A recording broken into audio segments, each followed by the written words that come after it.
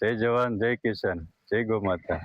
દર્શક મિત્રો, આજે હું તમને મળાવ્યો છે કે એવા ખેડૂતને કે જેઓ વર્ષોથી પ્રાકૃતિક ખેતી કરે છે અને અનેક ખેડૂતોને તેની તાલીમ આપી ચૂક્યા છે. તો ચાલો મળાવું એમને અને જાણ્યા એમની પાસે. તેમની વાડીમાં એક ઝાડ છે, તમે જોઈ રહ્યા છો. આમ તો બધા જાણતા જ હશો, તો તેમની વિશે જાણીએ. મનસુખભાઈ, રામ રામ. રામ રામ, જય ગૌ માતા. મનસુખભાઈ, દર્શકોને આપણે પૂરો પરિચય આપી દેજો. પરિચય: મારું નામ મનસુખભાઈ દેવસીભાઈ ગોહિલ, ગામ ભીમગઢ, તાલુકો ચોટીલા, જિલ્લો સુરેન્દ્રનગર. અને મારા પ્રાકૃતિક ફાર્મનું નામ છે જય રામદેવ કૃપા પ્રાકૃતિક ફાર્મ. બરાબર. મનસુખભાઈ, હાજી, આ ઝાડ છે તેનું મહત્વ જણાવજો. આ કયું ઝાડ છે અને આ ફળ છે, તો આ શું ઉપયોગમાં આવે છે? તો આપણે વિશેષ માહિતી આપજો દર્શકોને કે આનું શું મહત્વ હોય છે. આ મહત્વની વાત કરવી તો એક આ ઝાડ છે ઉંબરી કહેવામાં આવે છે અને બારોમાસી છે. બરાબર. આ ફળ લાગતા હોય છે, મહિના પછી હમણાં ફળ ખરી જાય છે અથવા પક્ષી ખાઈ જાય છે, પાછા ફરી વાર પાછા લાગે છે, આમ સતત ચાલુ જ રહેશે. તો એક ઉંબરી આ ઝાડ એવું છે કે પુણ્યશાળી આ ઝાડ છે. બરાબર કે અમે પ્રકૃતિના પ્રેમી છીએ. જો કે અમારા ફાર્મમાં એટલા પક્ષીઓ અને પ્રાકૃતિક બચાવવા માટે અમારા સતત પ્રયાસ હોય છે. બરાબર છે. તો અત્યારે સિઝનમાં તો ફાર્મ ઉપર કોઈ પણ પાક ઉત્પાદન હોય, પક્ષીઓ ખાતા જ હોય છે. બરાબર. આપણે કોઈ ગણિત કર્યું જ નથી. બાજરો હોય તો બાજરામાં મારે 30% જેવું ઉત્પાદન મળે છે, બાકીનું પક્ષીઓ ચરી જતા હોય. અને ઘઉંમાં પણ એવું થાય, પણ આપણે કોઈ દી ગણિત કર્યું નથી. બરાબર. દેવા વાળો 1000 હાથ વાળો આપણે શું કરવાના? આ એક તો કુદરતી ચક્રવ્યૂહ છે. દેવું હોય તો ભગવાન જેટલું દેવું હોય એટલું દેશે. તો આની વિશેષતા એ છે કે હું તો દરેક ખેડૂતોને કહું છું કે 2 થી 3 ઝાડ આવા તમે છેટે પાળે રાખો. બરાબર. હવે ખેડૂતો કોઈ હતા એ પણ નાશ કરી નાખ્યા, કાઢી નાખ્યા છે. બરાબર.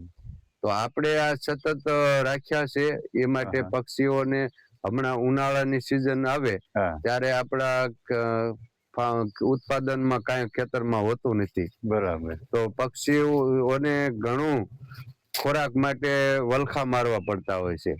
જોકે આપણે સજીવ વાડ છે. બરાબર. આપણે ફિંડલિયા થોર કહેવાય ને, તે પણ ફીંડલા પણ પક્ષીઓ ખાતા હોય છે એ સમય મુજબ. પણ પછી ન હોય ત્યારે પછી આ ઉંબરાનો પણ યુઝ કરતા હોય છે, જેથી પક્ષીઓ પેટ ભરી શકે. તો આટલી જો તમે ઉપર લાઈવ જોઈ રહ્યા છો, આ તો ખરી ગયા અને ઘણું પક્ષીઓ ખાઈ ગયા. રાત્રે જે ઊંધા લટકે ને, જે વડવાંગડા કહેવાય છે, તે રાતે બહુ સંખ્યામાં આવે છે અને આથી તોડીને દૂર લઈને ખાતા હોય છે. બરાબર છે. તો રાત્રે વડવાંગડા ખાતા હોય, દીએ અન્ય પક્ષીઓ ખાતા હોય છે. તો આની વિશેષતા એક પુણ્યશાળી ઝાડ છે. તો આપણને આનું પુણ્ય ઘણું મળે છે. અને આની વિશેષતા એવી છે કે જ્યાં ત્યાં તમે વાવશો તો ઓછું 20% જ ઉગશે.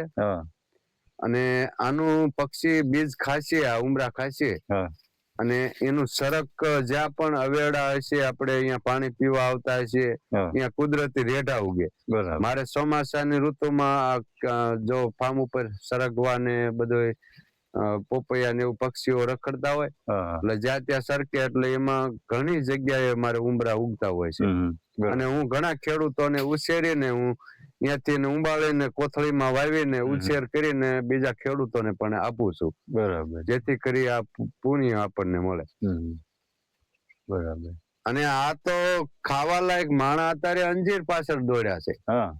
પણ અંજીર કરતા ન્યુટ્રિશન આમાં ઝાઝા છે, પણ આને લોકલ દેશી કરીને માણે કાઢી નાખ્યું છે. અમે નાના હતા ને ત્યારે ગાયું ભેંસું સારતા હોય ને ભૂખ્યા થયા એટલે અમે ઉંબરીનું ઝાડ ગોઠતા, અને અમે ઉંબરા જો આજ રીતે આવું ખોલી અને આજ રીતે ખાતા. બરાબર છે. આમાં રસ એટલો હોય છે, મીઠાશ એટલી હોય છે. અમે આવા ઉંબરા ખાઈને પણ પેટ ભરી લેતા. બરાબર. આમાં કઈ નુકસાન વધારે ખાતા હતા. તો આ માણસ પણ ખાય, પક્ષીઓ પણ ખાય. પક્ષીઓ પણ ખાય. એટલે હું દરેક ખેડૂતોને કહું છું, ઉમરો, પીપળો અને વડલો કોઈ કાપતા નહીં. એ આ ત્રણેય વસ્તુમાં બ્રહ્મા, વિષ્ણુ, મહેશ નો વાસ છે અને પુણ્યશાળી ઝાડ છે. તો આ ત્રણેય વસ્તુ એવી છે પુણ્ય રૂપી. અને પીપળો, ઉમરો, આ વડલો, આ બધા ઓક્સિજન સૌથી જાજા બધા ઝાડ હોય ને તેમાંથી સૌથી જાજુ ઓક્સિજન છોડે છે. બરાબર. પીપળો, વડલો ને ઉમરો. એટલે તમે ઝાડ ઉપર જોજો ત્યાં પક્ષીઓ બહુ લાગતા છે. અને ખાટી આંબલી છે અહીંયા તમે જોજો, આમ ખાવામાં મીઠી, પણ અહીંયા રાતે તમે પક્ષી જોવા નહીં મળે. અને કોઈ ભૂલે શું કે અણહમજુ આવી ગયું હોય ને તો એમાં રાતવાસો કરે છે ને તો એને ઓક્સિજન મળતું નથી, ઘણી વાર બીમાર થઈને મરી જતા હોય. બરાબર. તો આ ઝાડની એ વિશેષતા ઘણી છે. બરાબર. મનસુખભાઈ, તમારા વાડીમાં જોયું ફરતે આ ફેંડલાની વાડ છે, બરોબર? તો ફેંડલા અમુક દવામાં ઉપયોગ થતા હોય છે, તો એના વિશે થોડું જણાવજો ને. અરે દવામાં આનું જો ફીંડલા લોહી સુધારામાં ઘણી બધી બીમારી, લોહીના ટકા ઘટી ગયા હોય તો તેના આના શરબત પણ અત્યારે મેડિકલ માંથી મળે તમને. આના જ્યુસ બનાવીને ફીંડલા નથી મળતા, પણ ફીંડલા અહીંથી અમારા જેવા ખેડૂતો પાસેથી લઈ પ્રોસેસ કરી અને એનો બોટલો ભરીને મેડિકલ માં અત્યારે વેચાણ થઈ રહ્યું છે. બરાબર. કે માણસને કોઈને લોહીના ટકા ઘટતા હોય તો આ લોહી સુધારા માટે બહુ ગુણકારી છે. બરાબર. તો મારા ફાર્મ ને ફરતી મારે આ સજીવ વાડે જ છે, ફાફડા થોડની, અને ઘણી બધી વનસ્પતિ ઔષધિ રૂપી વેલા વાળી ઘણી બધી અમારે ચોમાસામાં ઉગતી હોય છે. બરાબર. તો મિત્રો આ હતા મનસુખભાઈ પાસે તો આવી ઘણી બધી માહિતી છે. આપણે મળીશું બીજા વિડીયોમાં નવી માહિતી સાથે. જય ગૌ માતા. જય ગૌ માતા.